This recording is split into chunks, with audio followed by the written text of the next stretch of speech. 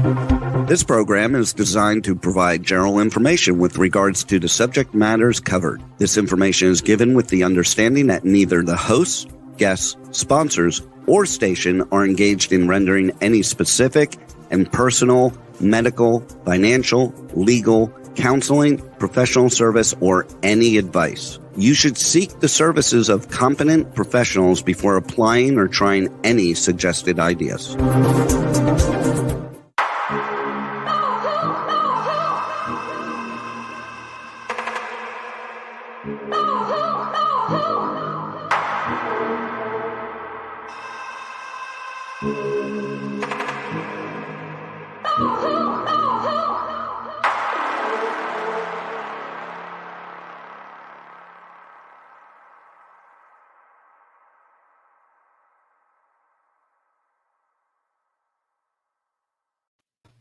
Good morning, true seekers and true crime junkies. This is Nanette Bartow back with another week of Hit the Road Jack, Finding the Zodiac. I am taking us back a couple steps here. It turns out in my research this last week, I discovered additional information. I know I talk a lot about Stephen Dewhurst, so if you missed the episode where I talked about his book, The Demon of the Southwest Wind, of course, it's got some great information in regards to Jack, even though Stephen Dewhurst attempts to interject himself into the lifestyle and habits of the Zodiac throughout the book. You can kind of disregard those and skip through really quick to find some of the information that we are talking about in this presentation. And it is this book, of course, because Stephen Dewhurst spent a good amount of time with Dennis Kaufman, which was Jack's stepson, going over the life and stories of Jack Terrence, which I find some in here to be accurate. I find some to be out of time frame, and I find some things to be a little inaccurate. So I'm really trying to mesh all of this information together to make sure that the time frame in which these situations that Jack claimed occurred had happened at the proper time. So we're going to climb into the presentation, and like I said, I'm going to take you back just a few slides and try to make through relatively quickly. So some of the updates I put in red here on this particular slide, we talked about April 1954 to October of 1954. Jack fails an electronics A school, which I was not aware of. That was the school he was going in, so I wanted to be able to put that into the presentation. It turns out that the electronics A school gave Jack a training in radio and electronics. So this is where his actual training comes from. I really thought that occurred over in Japan when he was in Atsugi. And it turns out he actually was training for this on purpose in the last half of 1954. So I did notate too, Dewhurst's book indicates that Jack's commanding officer failed him. I don't know. I did not see anything that indicated that, well, I guess it does, failed, lack of interest or application, preferred sea duty, or other. So Dewhurst's book indicates that the commanding officer shows that Jack had a grade that could pass, but for whatever purpose, attitude or otherwise, he claims that the commanding officer failed Jack in that course. However, I also see underneath that the preferred sea duty or other almost indicates that Jack was involved in some way, his exiting this particular portion of the military and going over to Japan. So he was literally asking for sea duty versus wanting to be in school back at Treasure Island. The reasoning does appear to be between the two. I did not see the actual grade that Jack received in this class, nor does Stephen Dewhurst's book indicate what his grade was. He says passing, so I'm going to assume a C at this point. However, this kind of brings me back to when he says that maybe someone important took a disliking to Jack, such as the commander, somebody so high up, he was he believed it was unusual that this individual would take an interest in whether or not Jack passed or failed the class and then sent him off to Japan. I tend to believe a little more along the line, since MK Ultra is kind of at the heart of everything that is surrounding Jack and where he goes at this point, that there's a possibility that that commander was also aware of Jack's abilities and the desired use for him over in Japan. So I'm going to go back with maybe someone important knew Jack was to be a part of MK Ultra, if you will. So moving on really quick to where I Okay, so again, apparent there's a chance that in late 54 before going to Japan or early 1955 after Jack returns, Jack and his brother had a run-in with the San Francisco Police Department. We talked about this a few slides ago. I actually had to move it up into the presentation to more current time frame, which is 54-55 per Dewhurst's book. If it was in late 54, this could have been the reason Jack was sent off to Japan. If it was early 1955, it would have been when Jack returns, which it sounds like, yes, we come back from Japan and meet up with the brother and have a night on the town. That sounds pretty logical, as well as the former, which was that, and it only says Jack and his brother, I believe.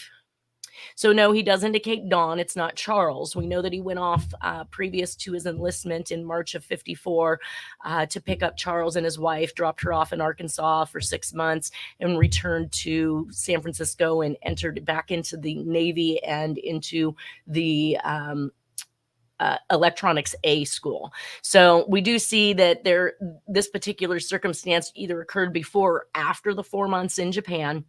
Could have been the perpetuating reason for him going, and also could have been the reason why he started to kill when he came back with his disdain or hate for the police.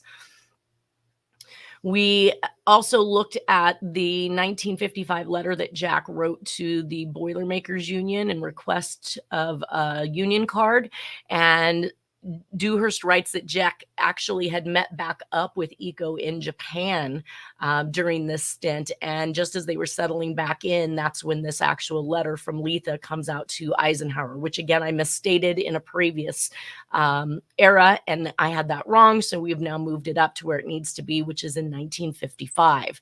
Letha writes the hardship letter to President Eisenhower, who gets Congressman Miller to seek a discharge for Jack so that he can take care of his family. Now, this brings me to the point that it indicates in Dewhurst's book that Letha with the 4 children were staying in San Francisco in military housing. So I'm not sure how Jack in 1955 in Japan at the time is staying or residing at this 346A Singleton Avenue, Alameda, California. So I did some checking on that as well, because it doesn't coincide. If he comes back from the military, you would think he would be back in San Francisco if that's where she is with the kids.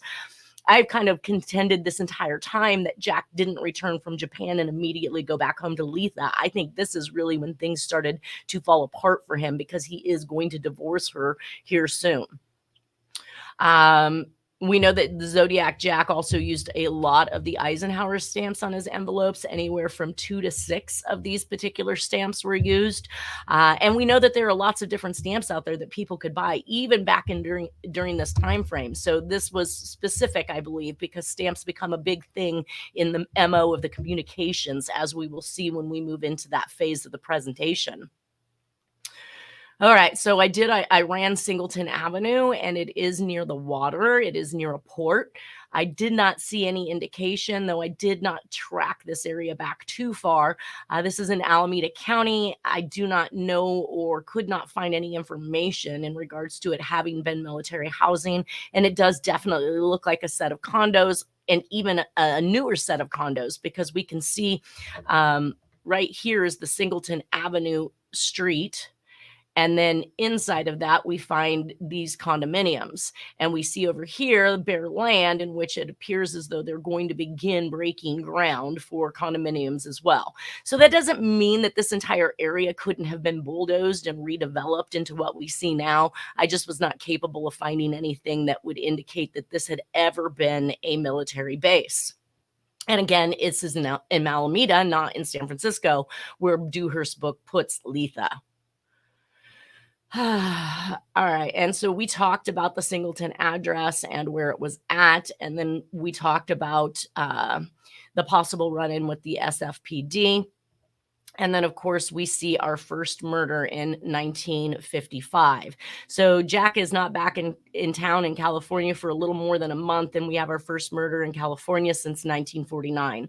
So literally almost a 6-year break in California, and Jack appears to have been gone or very busy for most of this time. Jack claims he lives in Berkeley by November of this year, and that's actually where this little girl is abducted from. So on April 28th of 1955, we have 14-year-old Stephanie Bryan. she resided at 1408 San Jose Avenue in Berkeley, California. Her body was found a few hundred feet from Abbott's family cabin. We'll talk about Abbott in a second here, in Weaverville in July. So basically gone missing for approximately, it looks like 2-3 months. Her underwear was wrapped around her throat. This is consistent with some of the other murders that we have been seeing, where there's clothing of some type, whether it's stockings or shirts or skirts, that are wrapped around the victim's neck to strangle. Her person or ID is actually found in the basement by Georgia Abbott, which is Abbott's wife. She is the president of the Oakland Branch State Cosmetologists, and Burton Abbott is his full name. So he was actually the person who was charged, arrested, and convicted and subsequently killed for this crime. Police later found glasses and a bra buried in the basement of Burton Abbott's house. Burton Abbott was convicted and sentenced to death for the crime in a very unusual manner, because this is one of the first deaths that occurred in regards to circumstantial evidence. So evidently up to this point, nobody had received a death sentence in regards to circumstantial evidence. They would normally have gotten life in prison. However, Burton Abbott not only was sentenced to death based on circumstantial evidence, he was also killed 2 weeks previous to the end of his appeal status. So his attorney wasn't even given the full time allotted by law in order to make an appeal for him, though he did try very hard. He had one stay of execution for an hour, and the second stay of execution evidently came in seconds after the cyanide drops had been dropped into the liquid, thus gassing and killing Burton Abbott. So as the story goes, we see here the abduction occurs down here in Berkeley, and then her, Stephanie Bryan's French book from class is found at Franklin Canyon Road, and you can kind of see that is on its way out of town kind of thing. So a deposit of one book for some eerie reason in Franklin Canyon Road, and then we find all the way up here at the top, approximately 4 hours later, in Weaverville, her body is found a few hundred yards from Burton Abbott's cabin. So in May of 1955, and I've seen two different ways that Burton Abbott was a professor or a student. I was really trying to dive into that and dig out who he was, what he was about, what his wife was about, the victim's family was about. And I found two different relations. One said a professor, one said a student, but it was in accounting. Abbott's basement had also been used as a polling station where the items were found. So it brings us back to whether or not he was a patsy or in someone's way. And it also brings back, how did this 27-year-old student, if he was a student of UC Berkeley, end up controlling a polling station in his basement at this time? And I'm not sure what that polling station was for. I have not found any indication of whether or not it was for political reasons, for actual elections that were coming up, or if it was something just simply for Berkeley in itself. We don't know at this point. However, it does lead us back to, at this time in MK Ultra, we do know that the doctors are involved in MK Ultra. We do know that university students are involved in MK Ultra, as well as the military. So my biggest question here is how is he hosting a polling place, for what and for who? And finding that information out may lead us back to why he was targeted as a patsy, if he was. His father was actually Dr. Charles Bryan of Peralta Hospital in the Oakland area, and his mother was Mary Bryan.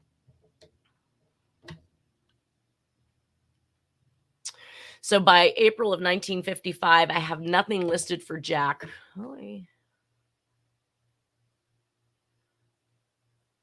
Nothing listed for Jack for work. Not really sure where he's at or what he's doing. I did read in Dewhurst's book that he was able to obtain his job back at U.S. Steel. I was under the impression that U.S. Steel, where he was working at the time, if the paperwork is correct, was back in Oklahoma. And I did a search out there for U.S. Steel, found them in many locations, but certainly not in Oklahoma. Doesn't necessarily mean they didn't have some type of facility there, because if they're providing steel all over the world, likely that they have many more than just a single steel mill that's running business. But this is where we see the first ham radio license that Jack obtains. He now notates an address in Berkeley, California. So if you remember me talking about Jack usually commits a murder where he intends to move to, this would be that type of a situation. Oh, let me also go back and say that, in the Stephanie Bryan case, that that Burton Abbott, while maintaining his innocence and claiming having not done it, also really had a smug attitude. And there is, as we've said before, belief that there are other people involved with some of the situations that are going on.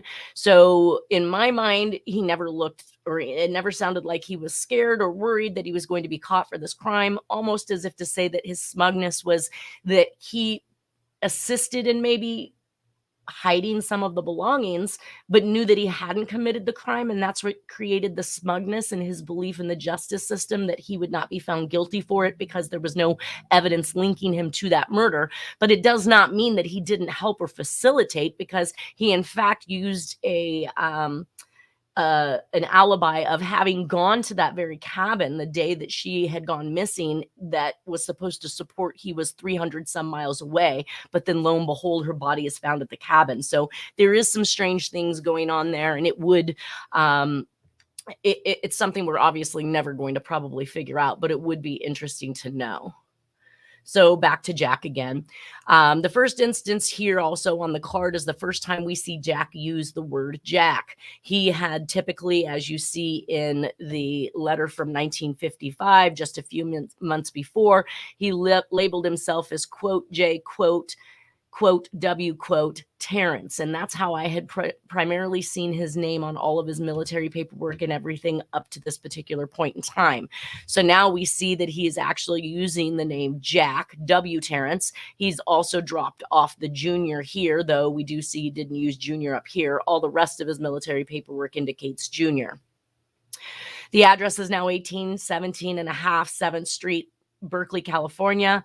This address is only 10 miles from the safe house in San Francisco and Bohemian Grove and Freemasons headquarters, which we'll be talking about some of those later on in the presentation as they relate to the areas that they're from. We also see that on his ham radio license that the word Caliph, just like it's used by the Zodiac, is printed in this particular address sequence. And we know that the Zodiac used that reference that spelling. Jack's residence in the Bay Area are never too far from the MK Ultra headquarters, and it would be interesting to find out where U.S. Steel operated in this particular area if Dewhurst's book is correct and that Jack went back to work for U.S. Steel. Also, it would be interesting to find out. I would tend to believe that if you are a ham radio operator, they would want to know where you are operating out of and that your unit would be located at that particular address. Again, something I'm not sure of, something I might have to make some phone calls on just to kind of get an idea or find out. So Jack shows, and I haven't actually looked up 1817 and a half 7th Street to get a bird's eye view to see what that looks like in Berkeley. It does look like it is at the tip or the corner of something that could possibly be, it looks rather open and free of housing. It would be, yeah, I will check that one out and maybe get back with that one on next week. So we do show that Jack's 7th Street address does go through at least March 26th of 1956, because he applies for an additional, now he's a technician on his ham radio operation. And of course, this is giving him the ability to code, decode, cipher, do all of the things that the Zodiac actually did. We see also at this particular point in time that Jack's mom marries Scott Willamuth in Reno, Nevada, while they both lived in San Bruno and San Mateo County. Or at least that's what the marriage certificate is indicating. I was under the impression that Flova was back in Texas at this point, but it appears she's in California, and I'm not sure how long she's been out here. which kind of takes me back to some of the previous years, 48 through 51, around there, where Jack is actually back in Oklahoma area. That doesn't necessarily mean that his mother couldn't have been there as well, and that the reason why he ultimately came back to California is because she also moved out here as well. I'm just a little not sure about what's going on, but I did show that we see a new killing spree spark back up in the Illinois area right after this marriage. The Bay Area becomes a hot spot in the future, but not during that time frame in which his mother was residing here. We do know that we have an address at some point in time that literally puts her back in Texas, which is where Jack returns on a consistent basis to visit her, and that's coming up here soon. So she didn't spend a lot of time in California. That brings us to our first two murders in Illinois. On December 28th of 1956, Barbara and Patricia Grimes were abducted from the Brighton Park Theater in Chicago, Illinois. I've seen a lot of information. One of it said that they were running away to Nashville to an Elvis Presley concert, or at least that might have been a rumor. We do know that they were going to the Brighton Park Theater to watch an Elvis flick. So that may have been misconstrued over the time, and the news may have misreported running away to see Elvis Presley in concert. But there was really no hard evidence that that was occurring.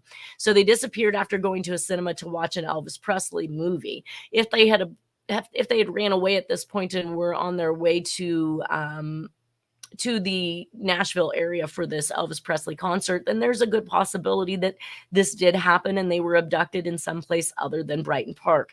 It just really, we don't know, and all we do know really is that was the last place they were seen, other than sightings by individuals when the search was on for them. Chicago, so the disappearance launched one of the biggest missing person hunts in Chicago's history. However, the police were not able to determine what happened to the Grimes sisters.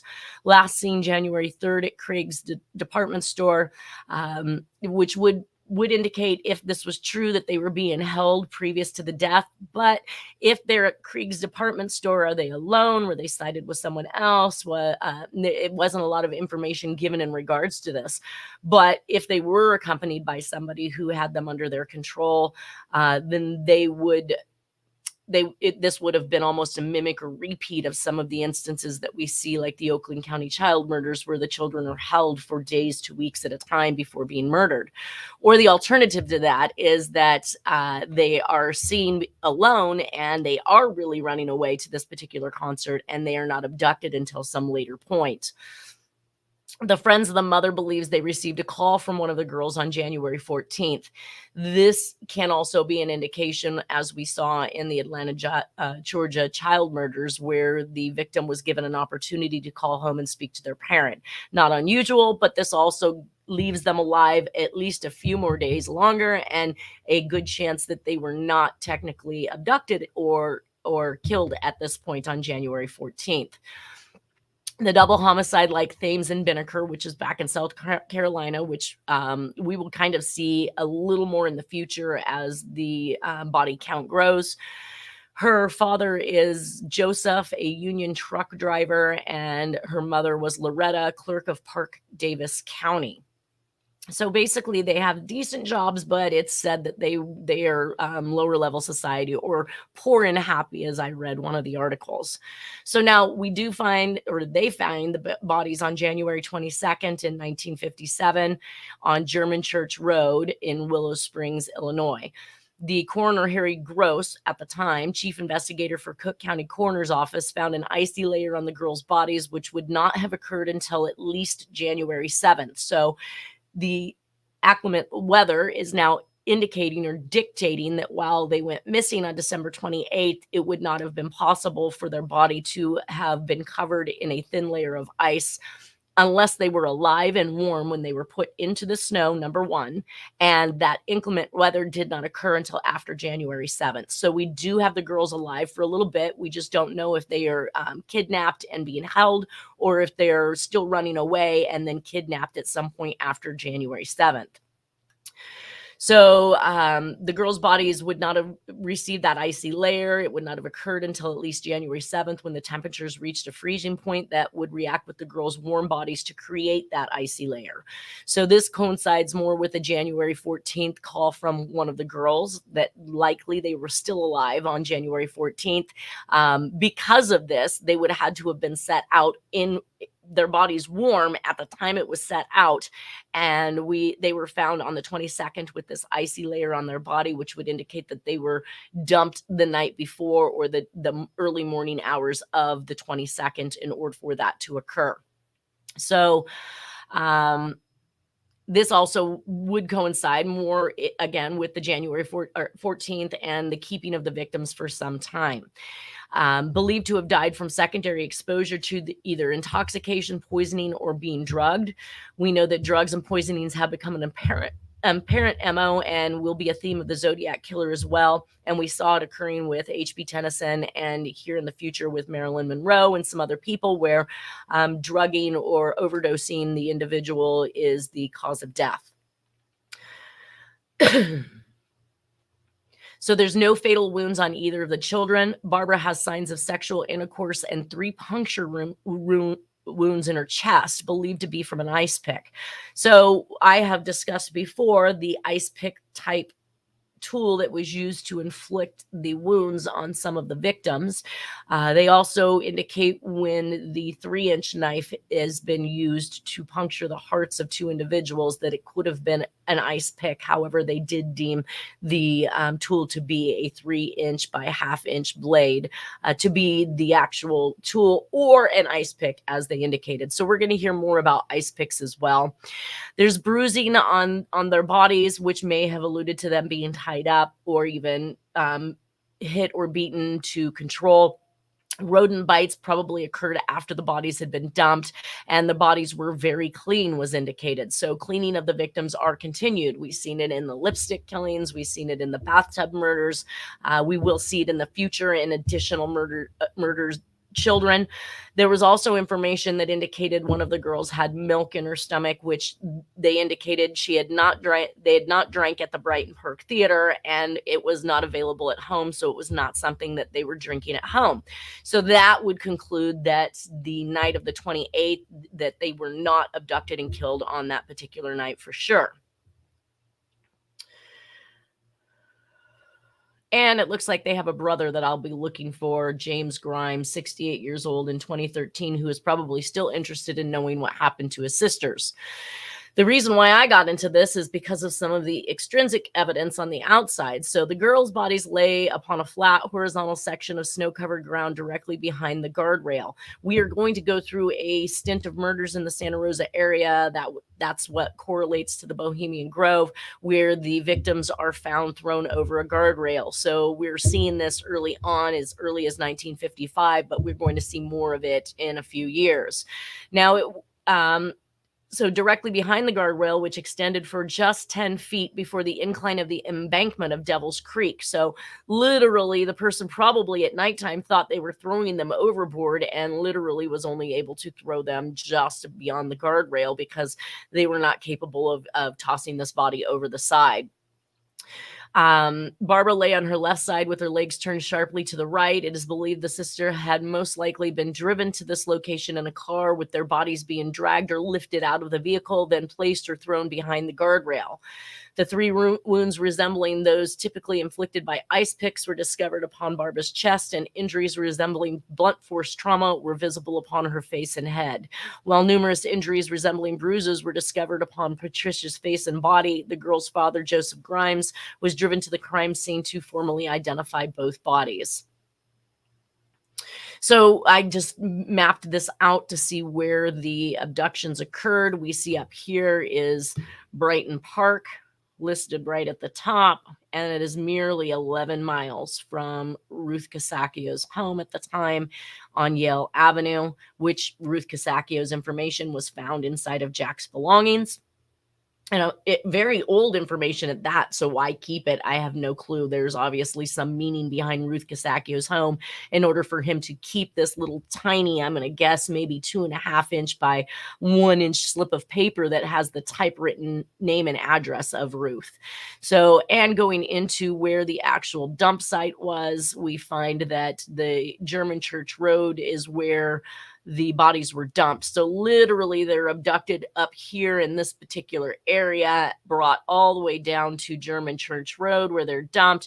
And then of course we see that that's a straight shot right back to Ruth Casacchio's home, again, approximately 17 minutes away. Not too far out for an individual to travel, but we do see that that is still kind of making the same distance and proximity of the murders as we saw in the lipstick killings, where Ruth Casacchio's home was approximately 17 miles from Edgewater and where the murders occurred. So it's just bringing us right back into the same general area, which I don't think is a coincidence. Is this particular area the only area in Chicago, Illinois in 20 years where unsolved child murders are occurring? I don't know. These happens to be the only ones I skipped across.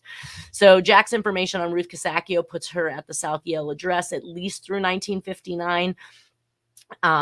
And I was sourcing relatives at the time, tried to make an attempt to make some contact with them, but was unsuccessful and did not hear back from anybody. This is what got me into the Grimes murders, which is in a shed not too far from the bodies. A detective found a board with a very cryptic message, just like those found in these cases. So there are these sheds that are wide open, just a mile from the park where the kids were dumped, or park. Isolated location where they were dumped. A mile away is this particular shed with this very interesting or cryptic message, which continues to say, please help, B plus B, help. They just keep writing it over and over again. So the please help or help me or all of this is definitely a ploy that we consistently see in the communication. So that's what drew my attention to it. The bodies also being dumped over the guardrail, and them being displayed nude, completely nude, just as the Black Dahlia was. We do have a interesting case I just throw in here to keep this one up to date and in the public's eye. But on February 25th of 1957, they had boy in the box that was found in Philadelphia, Pennsylvania. There had been widespread news, even shown on America's Most Wanted, trying to make an identification of this 4-year-old little boy. 4 to 6 years old is what the news reports state. He was nude, beaten, and found in a cardboard box. So again, we had some consistencies in regards to these two girls that were found beaten and nude and dead. But this is off in Pennsylvania, and it doesn't mean that Jack isn't back and forth between this particular time frame. He ultimately does not stay in any location that he kills for too long, because he gets out of there and becomes that ghost we know him to be. So as I pulled this out, I also noticed that the indicators, or the, sorry, you can't see my finger, guys, indicators or the arrows. So we talked about arrows early on in Black Dahlia, where we saw the area pointing next to, or stating next, was Armand Robles. And we find these arrows in here as well. Some people had indicated they kind of look like newspaper edit arrows. I'm not in the newspaper business, so I don't know if that's entirely true, but they had stated that these types of arrows would be used to either make edits, corrections, to ultimately edit the newspaper. But that brought me to the communications we had before. So not only do we have help, but we also have the arrows that we've seen. And I saw that in my research that there was a suspect whose handwriting was compared to a ransom note received by the girl's mother prior to discovery of the daughter's bodies. I have not seen this. I searched really hard for it this week. week trying to find some version of it. And maybe a Freedom of Information Act should be pulled on this one. I need to make myself a note on that because a ransom note also goes along with and to know when that ransom note was received would be very important as well. But every time we see a ransom note in these cases, the victim is already dead. So it would be interesting to know when this was received versus when the bodies were found, and whether or not they were ultimately killed because this ransom wasn't followed. Either way, in May of 1957, Loretta Grimes also received an anonymous telephone call from an individual who claimed to have undressed and killed her daughters. Although the Grimes family had received numerous hoax phone calls following the girls' disappearance, this particular caller having ridiculed police efforts to affix blame upon suspects, such as Edward Bedwell, ended his phone call with the information indicating he may indeed have been the perpetrator. I know something about your little girl that no one else knows, not even the police. The smallest girl's toes were crossed at the feet.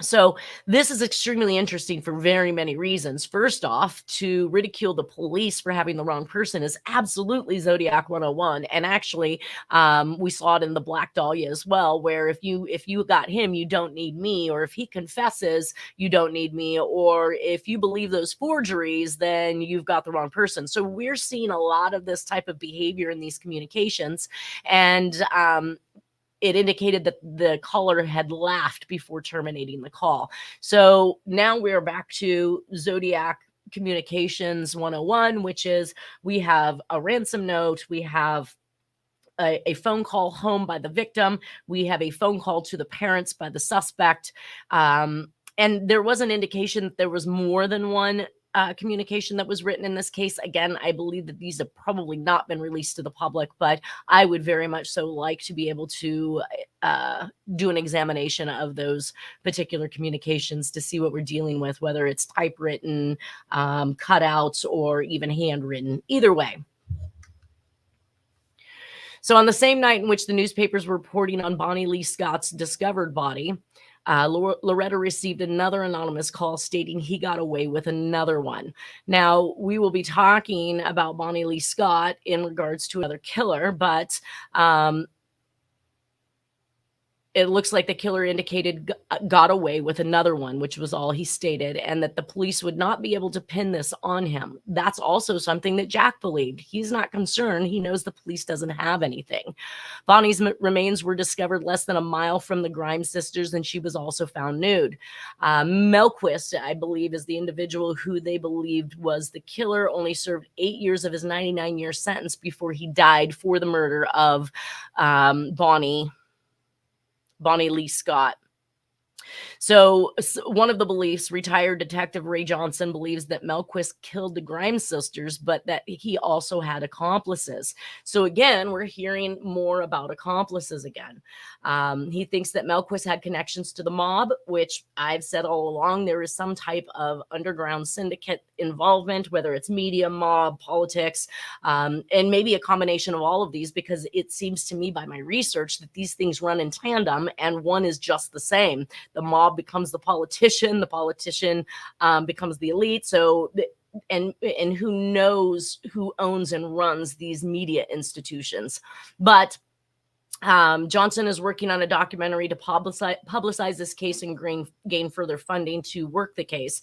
It says, I would love to see the ransom letters sent in this case. We have purported phone calls taking credit and stating they have the wrong suspect, call home from the victim, and a ransom letter written with no intentions of returning the children.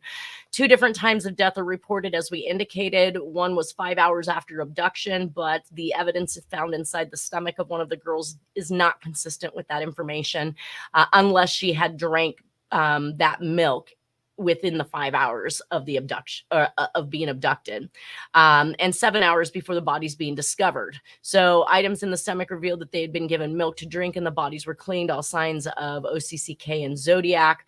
And we talked about already the ice pick style wounds. So that brings us to March 19th of 1957 to 2/27 of 1958. Jack is now using an address in San Francisco. And again, this was not something I looked up to see if it was a military base or not. It doesn't appear so by the Google map, but based on the fact that Jack in March of 1957 applied for a ham radio license once again, he is now listing himself directly in San Francisco. I did actually look up this particular location. I did not plot the map out, but it is indicated now to be the heart of a desirable Glen Park. It was a 4-bedroom, 4-bath. This must have cost a pretty penny at any time in its existence, especially being in San Francisco. And it's unclear as to how Jack was able to afford this particular property before working for GE. So I'm still wondering what Jack is up to. Could he have afforded this if he was at US Steel? I have no idea. But we do know that he reapplied for this license in February 27th of 1958, which would indicate that he was at this address for at least a solid year. And again, not knowing whether or not he could travel with this PA system and whether or not him listing this address truly means that he actually was in that area. But we do find that this address is only 8.6 miles from the San Francisco safe house used in the MK Ultra program with George White and Ira Feldman. Each move he makes at this point puts him a little bit closer to the safe house. So I still think that there's some involvement there. On February 27th of 1958, Jack receives his general amateur radio license that is good through March 26th, 1961. It would be probative to know if the radio, like I said, required to reside at the address listed on the license, or if he could move freely with the system and be anywhere on the air with it that he wanted. But he can literally talk to people all over the world, which is kind of interesting. I don't know that this is a novelty for Jack. It sounded to me, based on some of the readings of Dewhurst's book, that he was extremely serious about it. And of course, very interested in coding and decoding and running this particular system. So March 1958 through June 61, I have actually lost where Jack may be, other than his last known address on the radio license. I know that I want to say that in 58, Dewhurst indicates that's when he goes to work for General Electric for the nuclear power plant in San Jose, but we'll see how that runs through. At this point in time, we know that, or at least based on what I have no last known address for him. Turns out Stephen Dewhurst's book has Jack landing the job in GE in 58, but I have no correlating evidence to substantiate this. His pictures show him there in 1962 and 1963, so that's the only solid evidence I have for that. We do have an additional murder on April 28th. I wanted to see how far these guys are off. So February 25th, 1 month later. So we are running kind of in tandem with Texarkana and some of the other murders, where the first one happens a month apart, and then we start to see them closer and closer together. So here we have the second one on April 24th of 1958. Really? Oh, that was the boy in the box. All right. So actually, it was almost 2 years apart. So we had the Barbara and Patricia Grimes murder in 1956. And then we move back into Springfield, Illinois. Now, again, if I haven't mentioned already, we have a key that goes to Springfield, Illinois, Rockford, Illinois, sorry. We have a phone book found in Jack's possessions that belonged to a Carol Settlemeyer, in which it revolves literally around the Springfield, Illinois area. And that's a very eerie story. This woman came up missing per her family for 30 years. So she just up and walked away without telling anybody anything. She had children and such. And I found her actually back out here in California. So when Jack leaves South Lake Tahoe, we find her in South Lake Tahoe. So something interesting going on there. But it does definitely relate back to Springfield, Illinois. So on April 24th of 1958, Mary Jane Hanselman went missing. 16-year-old sophomore at Sacred Heart Academy in Springfield, Illinois. She was bound with her own stockings. So again, right back to the California murders, and clothed in the uniform she was last seen wearing at a restaurant where she worked in Springfield. So left dressed as the other victims were in California, but strangled with her stockings. A dishwasher at the Georgian, the restaurant where Hanselman worked, was arrested, but there was insufficient evidence to hold him. I did find that her father was Howard Jurgens, I believe. So I was a little confused on figuring out who Mary Jane Hanselman was. It looks like she was also surnamed Jurgens Hanselman, and I'm not sure. Like I said, she wasn't married, obviously, being a sophomore, but I did find that her father's name is Howard Ralph Jurgens, and her mother was Emmeline Walsh Jurgens. And of course, I do show that her mother had married a couple different times, which probably alludes to how many last names we have going on there, but it's unclear as to how Hanselman played into this. I was not really able to find any information on what her parents did, I believe. Nope. Either way, on April 27th, 3 days later, Hanselman's body is found north of the fairgrounds in Springfield, Illinois. So she's bound with her own stockings. Clothing is used to restrict, just like California murders, raped and brutally murdered, which is exactly what occurred in the LA area. So on July 10th of 1958, 26-year-old Lieutenant Paul Whitby went missing in Monterey. This is just another interesting missing one, just like Gene Spangler. He's stationed at the Army at Fort Ord, Monterey Bay, so clearly in the California area. He is an aviator. He flies. Looks like we got about 5 minutes left here. It shows that he up and left the base in Fort Ord and had driven to Mojave Desert to White's Motel. He bought 14 gallons of gas there and was never seen again. 4 weeks later, a man did see Paul's car being driven by a man in a military uniform. And we do see the reporting of military uniforms or some type of uniforms used in some of these crimes, either to lure or help individuals feel safe when ultimately they were going to die. In the end, so we show here that Fort Ord is up in the Monterey Bay area, and the route that was taken down to Mojave Desert by Mr. Whitby, and then eventually his car is found here in Death Valley. So there, next to the car was a pile of cigarettes. I don't know, and I probably put this down because the fact that Whitby was not a smoker made it that much more interesting to find a pile of cigarettes right next to the car, as if the individual was sitting in the driver's seat smoking and just tossing them right out the side. And we know Jack was a smoker, so there is some talk about Whitby being a recruiter for the CIA. If this was true, then this would be the way that he would have had involvement with Jack, as far as I'm concerned, or at least in my theory. Also, this could simply be that if he was an aviator for the CIA and he simply just went and disappeared himself. So he may not have died. His remains have not been found at this point in time. But in 1982, they declared the military declared that he died while on duty.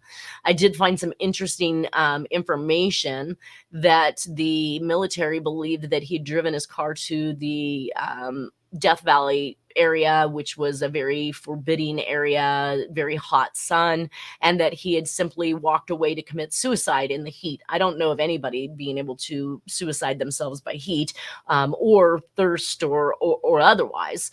But the interesting part that I found in this information, which you can read a little bit of this later yourself, is that they had that his brother Carl, who believed that he would not have killed himself, was under the impression the military knew much more than they were indicating in regards to his happenstances. It's simply because they reported they were packing up his belongings, Mr. Whitby's belongings, the day after he left. So he's been AWOL less than 24 hours, and they're already packing up everything to send home. the odd haste Carl comments dryly left him super hyper, super quick. They must have known he wasn't coming back, or they'd have waited before writing him off. So Carl also dismissed the Army's contention that Paul had deserted. They said he ran away into Death Valley. Then they hinted that he killed himself. I can't buy that, Carl said. Nobody would go AWOL in a hellhole like Death Valley, and there are easier ways to kill oneself than dehydration. Just as I said. Carl was of the belief that the members of the Army drove Paul's car into the desert sometime after the lieutenant disappeared, which again, cover up all day long, or CIA, let's get him out of here and disappear him. So undaunted, Carl accumulated thousands of government documents as well as many sympathetic allies in Congress and the military, but all the efforts just left him going down darker and darker rabbit holes, which is basically what I've done in this. There was also some indication that that Paul Whitby had also been interviewed by Army intelligence agents, and that it was noted that he had also, I believe, was assigned to temporary duty at Camp Desert Rock, Nevada. They dismissed Carl's other crimes. He was also supposedly subject to some bombings. We're going to have to get back to this. I have less than a minute left here, and I can't really find the point in this information where it indicates what he was up to. So Paul returned from Nevada. He developed black moles and plantar warts on his hands and body. Whitby began to complain of unaccountable feelings of sickness. This was after being exposed to some of the bombings, test bombings that were going on. So there's a good possibility he came back sick due to radiation. And I believe Carl Whitby believes that he was either suicided or went missing, or maybe he even became some type of a study based on what these bombs could do to people. Either way, I will find that information. Also check on that Mizpah address and get back with you guys. For now, I hope everybody has a wonderful weekend, and we'll see you next Friday. Thank you and take care.